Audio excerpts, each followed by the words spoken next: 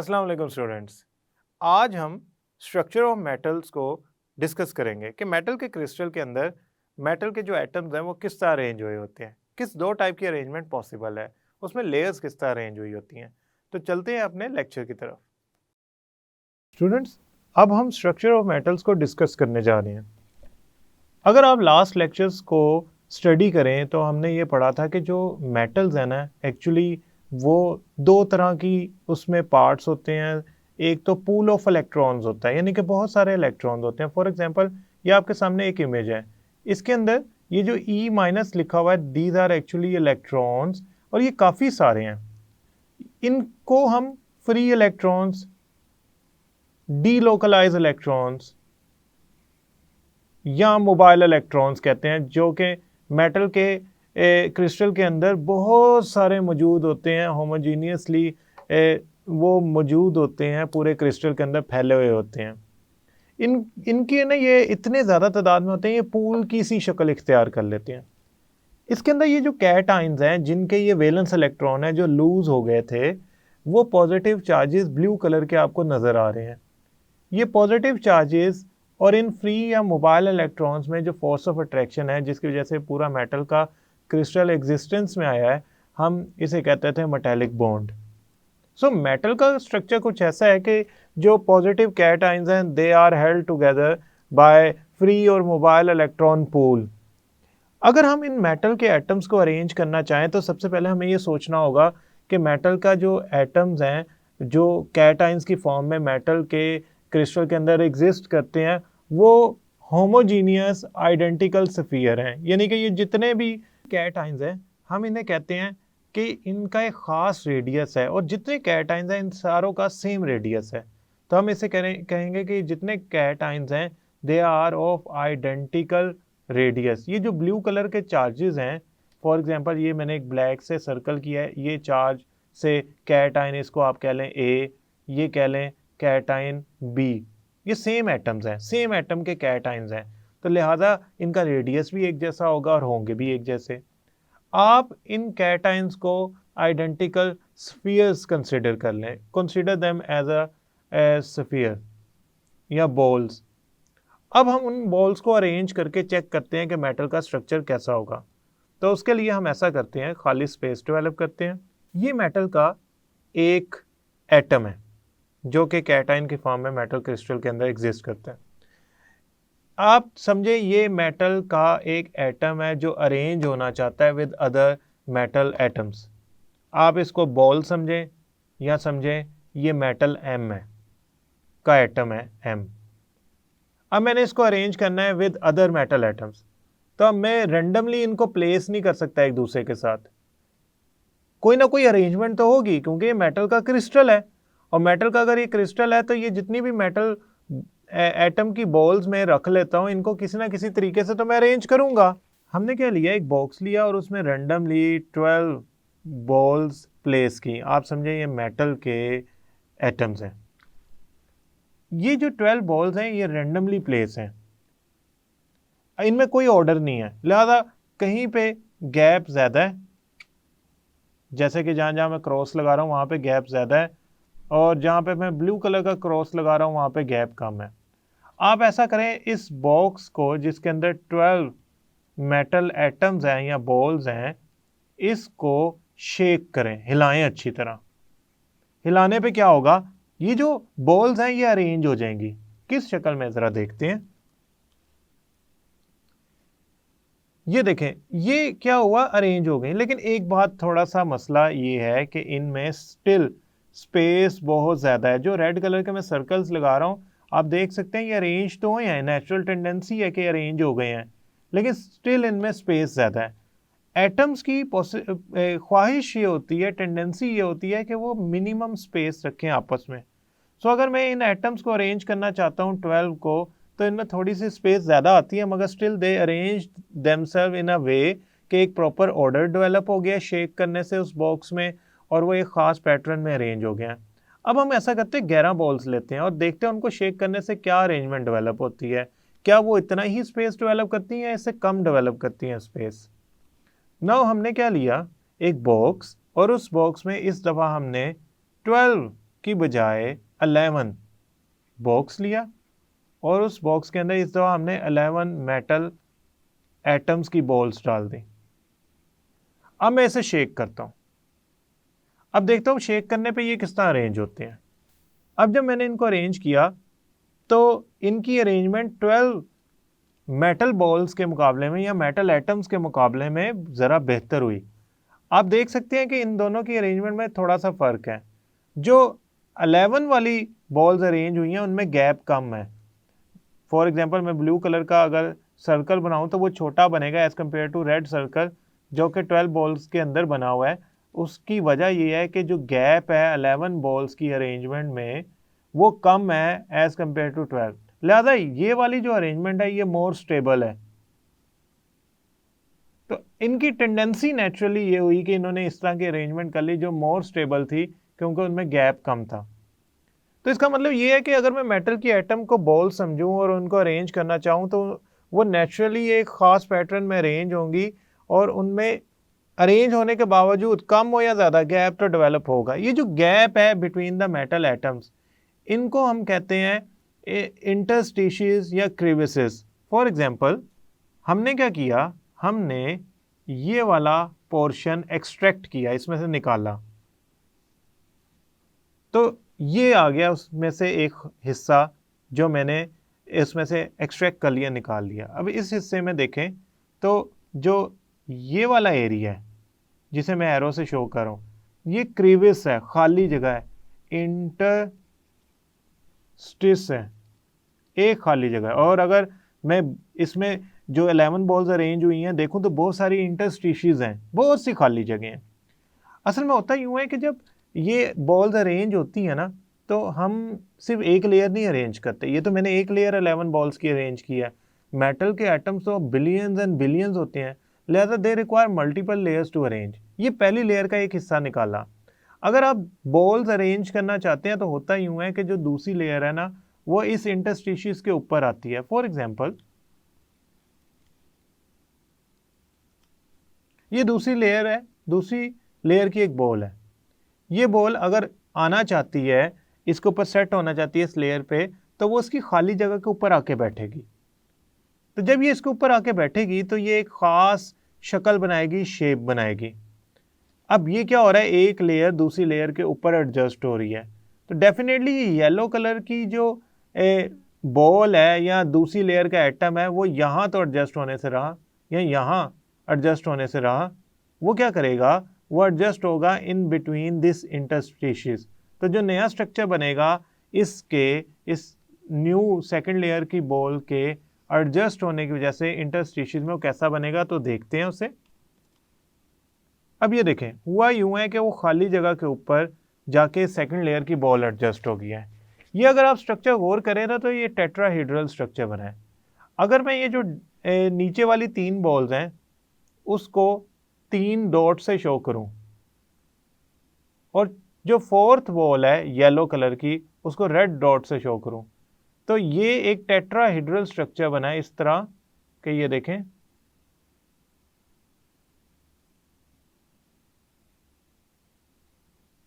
इसमें 4 कोने हैं, 1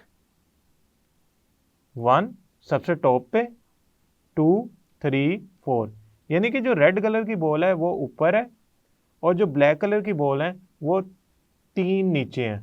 तो ये स्ट्रक्चर कुछ इस तरह का बनेगा कि इसमें ये रेड कलर की बॉल इनके 3 बॉल्स के ऊपर जुड़ी होगी टेट्राहेड्रली।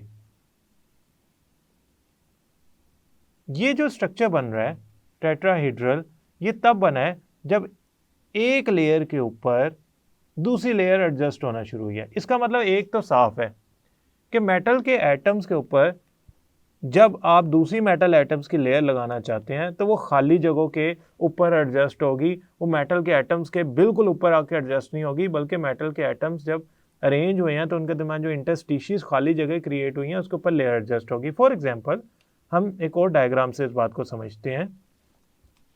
ये आपके पास 11 बॉल्स हैं। इस 11 बॉल्स के ऊपर आप देख सकते हैं जहां हम रेड कलर से क्रॉस लगा रहे हैं ये खाली जगह है, ये भी खाली जगह है। ये भी खाली जगह हैं।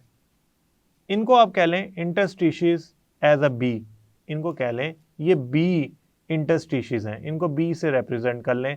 ये खाली जगह जो एम्प्टी स्पेसेस हैं, इंटरस्टिशियस हैं बिटवीन द मेटल एटम, इनको आप बी से रिप्रेजेंट कर लें। अब जो येलो एटम्स होंगे वो इसके ऊपर इस तरह अरेंज होंगे कि वो इन खाली जगहों को कवर करेंगे। तो इसके ऊपर जो लेयर आएगी ना वो इंटरस्टिशियस के ऊपर आएगी। कैसे, उसको देखते हैं। ये सेकंड लेयर एडजस्ट की है मैंने उन 11 बॉल्स के ऊपर जो इंटरस्टिशियस खाली जगह थी बी वाली, जहाँ पे मैं ऐसा करता हूँ ब्लैक कलर का क्रॉस लगा देता हूँ ताकि स्पेसिफाई हो जाए ये जो येलो बॉल्स हैं ये कहाँ कहाँ एडजस्ट हैं। एक येलो बॉल इस जगह पे एडजस्ट है, ये वाली जगह पे येलो बॉल नंबर 1 एडजस्ट है, इस वाली जगह पे येलो बॉल नंबर 2 एडजस्ट है, इस जगह पे येलो बॉल नंबर 3 एडजस्ट है। अच्छा, अब इस जगह पे येलो बॉल नंबर 4 एडजस्ट है, इस जगह पे येलो बॉल नंबर 5 एडजस्ट है, और इस जगह पे येलो बॉल नंबर 6 एडजस्ट है। इसका मतलब ये हो गया कि सारी बी स्पेसिस तो कवर नहीं हुई, कुछ बी स्पेसिस रह गई हैं। फॉर एग्जांपल अगर मैं हाईलाइट करूं तो ये वाली स्पेस नज़र आ रही है मुझे खाली, ये बी स्पेस खाली जगह नज़र आ रही है मुझे, ये कवर नहीं हो सकी जब मैंने एक लेयर के ऊपर दूसरी लेयर लगाई मेटल एटम्स की। दूसरी बात यह है कि इसमें जब दूसरी लेयर लगी तो उनके दरमियान भी खाली स्पेसेस क्रिएट हुई। मतलब आप 3, 5 और 6 के दरमियान देख सकते हैं ये खाली जगह है। 3, 2, 5 के दरमियान देख सकते हैं, सॉरी 2, 5, 4 के दरमियान देख सकते हैं ये खाली जगह है। इसी तरह 1, 4 और अगर यहाँ पे कोई मेटल एटम होता तो उसके दरमियान ये खाली जगह होती। आप कह लें इन खाली जगहों को ए, यानी कि पहली लेयर में तो खाली जगह क्रिएट हुई ही थी। जब मैंने दूसरी लेयर पहली लेयर के ऊपर एडजस्ट की उन खाली जगहों पे बी स्पेसिस के ऊपर, तो जो दूसरी लेयर है उसमें भी स्पेसिस क्रिएट होगी जिनको मैंने एम्प्टी स्पेसिस या ए इंटरस्टिशियस के नाम से रिप्रेजेंट कर दिया, इंटरस्टिशियस। अब बात यूं है कि अब तीसरी लेयर ने एडजस्ट होना है इसके ऊपर, तो उसके बाद दो ऑप्शंस हैं। वो दो ऑप्शन कौन सी हैं? पहली ऑप्शन क्या है, ज़रा उसको एडजस्ट चेक करते हैं। पहली ऑप्शन ये है कि ये हमारे पास जो अरेंजमेंट थी ये वाली, इस अरेंजमेंट में दो हमारे पास ऑप्शंस मौजूद हैं। इसको इस साइज में चेक करते हैं, हमारे लिए आसानी होगी। एक तो तरीका ये है कि ये तीसरी लेयर का जो एटम है वो जो येलो कलर की सेकंड लेयर है उसके दरमियान जो एम्प्टी स्पेसेस हैं उधर आ जाए। मसलन ये एक एम्प्टी स्पेस है जहाँ मैंने अभी प्लेस किया है, इधर आ जाए। दूसरी एम्प्टी स्पेस ये है, इधर आ जाए। तीसरी एम्प्टी स्पेस ये है, इधर आ जाए। फॉर एग्जांपल अगर तो मैं इस रेड कलर के एटम को प्लेस कर देता हूँ ऐसी जगह पे जहाँ पे ए एम्प्टी स्पेस है, यानी कि मैंने ये जो खाली जगह है मेरे पास बिटवीन 3 येलो, जो ए एम्प्टी स्पेस है, ए इंटरस्टिशियस है, उसके ऊपर रेड वाले को प्लेस किया तो एग्जैक्टली उस जगह पे आया जहाँ पे पहली लेयर थी। अगर आप गौर करें तो ये जो पहली लेयर का एटम था जो रेड के बिल्कुल नीचे है वहाँ पे पहली लेयर बनती है। अब ये देखें, अब मैं इसको मूव करता हूँ तो ये आप गौर से देखें तो ये रेड कलर का एटम उस जगह पे आ रहा है जहाँ पे पहली लेयर है, ठीक है। अदरवाइज अब ये मैंने कहाँ पे प्लेस किया रेड वाला तीसरी लेयर का atom? Between the empty spaces in second layer.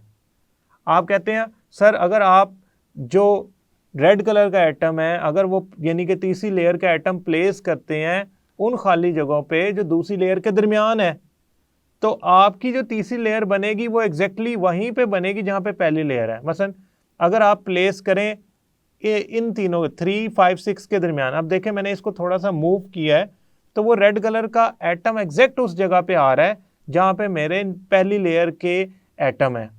मैं ऐसा करता हूँ इधर प्लेस करता हूँ तो आप देखें ये एग्जैक्ट उसी जगह पे आ रहा है जहाँ पे नीचे वाली लेयर है। तो अगर मैं येलो कलर के जो बॉल्स हैं उनके दरमियान प्लेस करता हूँ इस थर्ड लेयर को, जो इंटरस्टिशियस ए हैं उधर मैं थर्ड लेयर को प्लेस करता हूं तो वो एग्जैक्टली फर्स्ट लेयर के ऊपर बनती है।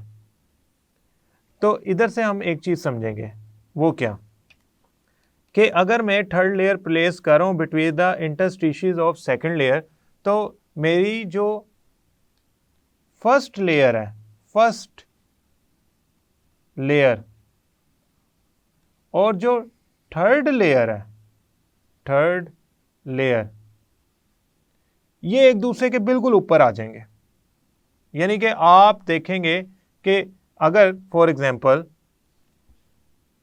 ये पहली लेयर का एटम है, ठीक है, ये पहली लेयर का एटम है और ये हमारे पास रेड कलर का है दूसरी लेयर का एटम। तो अगर हम इसके ऊपर तीसरी लेयर का एटम प्लेस करते हैं, अरेंजमेंट करते हैं, तो वो एग्जैक्ट इसके ऊपर आ जाता है। यानी कि पहली लेयर और तीसरी लेयर एक दूसरे के ऊपर तब आएंगी जब आप तीसरी लेयर को दूसरी लेयर के दरमियान इंटरस्टिशियस या खाली जगह पे लगाएंगे। ऐसी पैकिंग कहलाती है, ऐसी पैकिंग जिसमें से ये लेयर नंबर 1 है, लेयर नंबर 1 को आप कैपिटल ए से शो कर दें, लेयर नंबर 2 येलो वाली को कैपिटल बी से शो कर दें और थर्ड लेयर को आप सी से शो कर दें। तो होगा यूं कि जो थर्ड लेयर है वो एक्चुअली ए की तरह की लेयर है। यानी कि आप यूं समझें कि इसकी जो अरेंजमेंट है वो ऐसी होगी कि पहली लेयर आई ए, फिर दूसरी लेयर आई बी। अब ये जो सी लेयर है ये टेक्निकली ए लेयर ही है, तो उसके बाद अगेन ए लेयर आ जाएगी, फिर उसके ऊपर बी लेयर आई, फिर अगेन ए लेयर आ जाएगी, फिर उसके ऊपर बी लेयर आई, फिर अगेन ए लेयर आ जाएगी, उसके ऊपर अगेन बी लेयर आई। तो ये जो टाइप बनेगी इसे कहेंगे ए बी टाइप लेयरिंग, और इसका जो स्ट्रक्चर बनेगा वो कहलाएगा हेक्सागोनल क्लोज पैकिंग स्ट्रक्चर। तो हेक्सागोनल क्लोज पैकिंग स्ट्रक्चर क्या हुआ, जिसमें अगर मैं ए की खाली जगहों पे बी को अरेंज करता हूं और बी लेयर की एम्प्टी स्पेसेस या इंटरस्टिशियस पे दोबारा थर्ड लेयर अरेंज करता हूं तो वो अगेन ए लेयर ही बनेगी। तो इसको ए बी टाइप कहेंगे। इसे हेक्सागोनल क्लोज पैकिंग को कहते हैं। इसको भी थोड़ा सा देख लेते हैं। स्टूडेंट्स, मैंने क्या किया, 11 बॉल्स अगेन ली। इन 11 बॉल्स का ये वाला हिस्सा लिया, ये आ गए हेक्सागोनल एक स्ट्रक्चर मेरे पास। अच्छा, अब इसके ऊपर जो क्रीविसेस है ना उस पर मैं प्लेस करता हूं जो हमारे पास सेकंड लेयर है। तो जो येलो बॉल्स जब मैं प्लेस करूंगा तो वो क्रीविसेस में जब प्लेस होंगी एम्प्टी स्पेसेस में तो वो इस तरह का स्ट्रक्चर बनाएंगी। यानी कि आपकी जो ये वाली क्रीविस थी उधर बॉल नंबर 1 आई, ये वाली क्रीविस थी उधर बॉल नंबर 2 आई, ये वाली खाली जगह थी उधर ball number 3 I. So actually what it has become a hexagonal close packing, जिस पे एक लेयर के बाद दूसरी लेयर आ रही है। अगर आप ऊपर जाएं, जो अभी हमने स्ट्रक्चर को डिस्कस कर रहे थे, तो इसमें भी ऐसे ही हो रहा है। अगर मैं ये थर्ड लेयर को फॉर अ टाइमिंग डिलीट कर दूं तो आप देख सकते हैं कि ये एक हेक्सागोनल पैकिंग है और इसके ऊपर 1 2 3 बॉल्स अटैच हुई हुई हैं। और ये जो टाइप बनाई थी अभी हमने, that was actually A B यानी कि ए बी टाइप, और इसको हम हेक्सागोनल क्लोज पैकिंग से शो करते हैं। नाउ अनदर सिनेरियो डिस्कस करते हैं।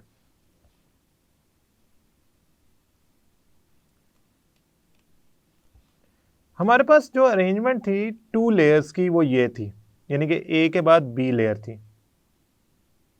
इस दफा हम ऐसा करते हैं, जो थर्ड लेयर लगाना चाहते हैं, जो हम थर्ड लेयर को अटैच करना चाहते हैं, वो बजाय इसके कि हम अटैच करें between the empty spaces of yellow balls, जो बी क्रीविसेस खाली जगह रह गई थी, जिनको मैं ब्लू एरो से शो कर रहा हूँ, पहली लेयर की खाली स्पेसेस रह गई थी, जो नीचे से ऊपर की तरफ देखें तो खाली जगह नजर आ रही हैं, ये इनको कहेंगे एम्प्टी बी क्रीविसेस विच वर लेफ्ट, जो नहीं फिल हो सकी थी इवन दो कि हमने उसके ऊपर लेयर बना ली थी।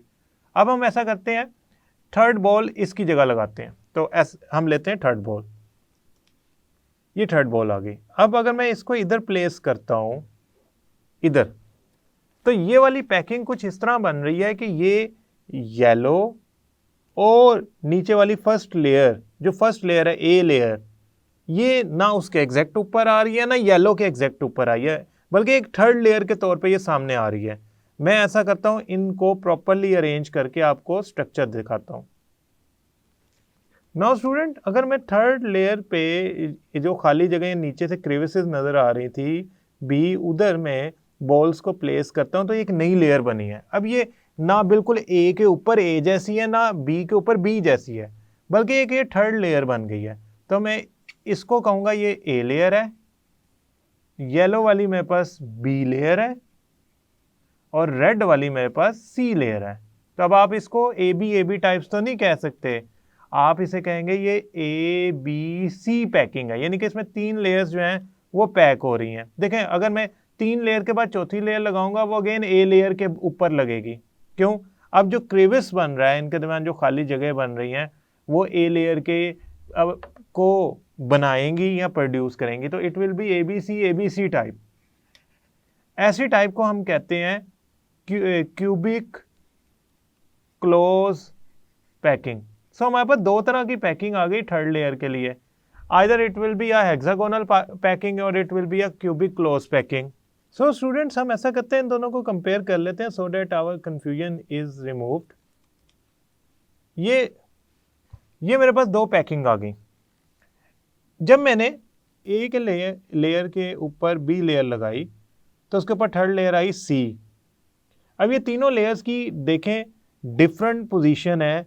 अब ए एग्जैक्टली सी के ऊपर नहीं आ रही, ना ही बी एग्जैक्टली सी के ऊपर आ रही है, तो इसे कहेंगे क्यूबिक क्लोज पैकिंग। इसमें 3 लेयर्स एक दूसरे के ऊपर अरेंज हो रही हैं।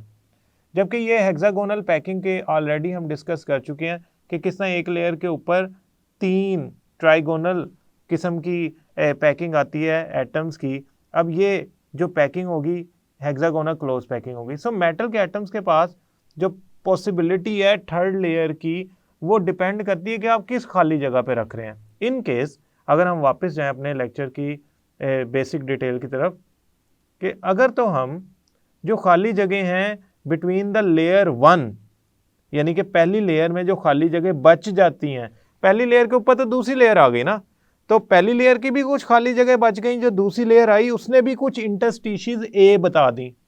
तो जो बी आपकी पहले वाले की बच गई, अगर उसके ऊपर लेयर लगाएंगे तो वो बनेगी आपकी क्यूबिक क्लोज पैकिंग। यहां लिख लेते हैं ताकि हमारे लिए कंफ्यूजन ही दूर हो जाए। ए लेयर की इंटरस्टिशियस पर बी लेयर लगाई। जब बी लेयर लगा ली तो हमारे पास बी लेयर की भी खाली जगह बन गई, यानी कि बी लेयर की इंटरस्टिशियस ऑफ बी लेयर बी हमारे पास आ गई। वो है, उसको शो किया जाता है ए से, और ए लेयर की इंटरस्टिशियस को शो किया जाता है बी पे। अगर मैं थर्ड लेयर लगाना चाहता हूं उन खाली इंटरस्टिशियस पे जो बच गई, हालांकि मैंने सेकंड लेयर लगाई उसके बावजूद वो बच गई खाली जगह, तो अब जो तीसरी लेयर लगेगी वो होगी सी लेयर, थर्ड लेयर। और अगर मैं सेकंड लेयर की खाली जगहों पे एक और लेयर लगाता हूं तो वो कहलाएगी अगेन ए लेयर। क्यों? वो एग्जैक्टली उसी जगह पे आ जाएगी जिस जगह पे पहले वाली लेयर लगी हुई थी। अब ये जो, अगर तो मैं ए की खाली जगहों पे, यानी कि पहले मैंने क्या किया, ए की जो खाली जगह है बी, उस पे सेकंड लेयर लगाई कैपिटल बी, उसके बाद दोबारा जो पीछे बच गई बी उसके ऊपर थर्ड लेयर लगा दी, वो नीचे से ऊपर की तरफ नजर आ रही होंगी खाली, ये बन गई एबीसी क्यूबिक क्लोज पैकिंग। और अगर ए की खाली जगह बी पे मैंने लगाई कैपिटल बी लेयर और बी की इंटरस्टिशियस ए पे मैंने दोबारा लेयर लगाई, तो वो अगेन ए लग जाएगी, वो ए जैसी ही लेयर होगी। तो this is how actually metal atoms are arranged in a certain scenario. Students, ये शॉर्ट क्वेश्चन आएगा तो इनमें हेक्सागोनल क्लोज पैकिंग और सिंपल क्यूबिक क्लोज पैकिंग का डिफरेंस आएगा, और ये वैसे लॉन्ग क्वेश्चन बनता है कि मेटल के एटम्स आपस में अरेंज कैसे होते हैं और उनमें खाली जगहों के बारे में डिस्कस किया जा सकता है। ये आपके सामने एक पूरा एनालिसिस है कि किस तरह मेटल की बॉल्स अरेंज होती हैं। मेटल्स को हम हार्ड स्फेरिकल बॉल्स कंसीडर करते हुए जब अरेंज करते हैं तो उसमें खाली जगह रह गई, जिसको हमने क्रेविसेस या इंटरस्टिशियस या एम्प्टी स्पेसेस कह दिया बिटवीन द मेटल बॉल्स या मेटल एटम्स, जिसके ऊपर हमने दूसरी लेयर रखी। फिर तीसरी लेयर जो आएगी उसकी बेस पे दो क्यूबिक और हेक्सागोनल स्ट्रक्चर्स की पॉसिबिलिटी डिस्कस की। आई होप ये लेक्चर आपको डिटेल में मैंने करवाया और समझ भी आया होगा। इसकी डायग्राम्स बनाना थोड़ा सा डिफ़िकल्ट काम है, तो मेरा मशवरा है कि ये आप प्रैक्टिस कीजिएगा। तो नेक्स्ट लेक्चर तक के लिए अल्लाह हाफ़िज़।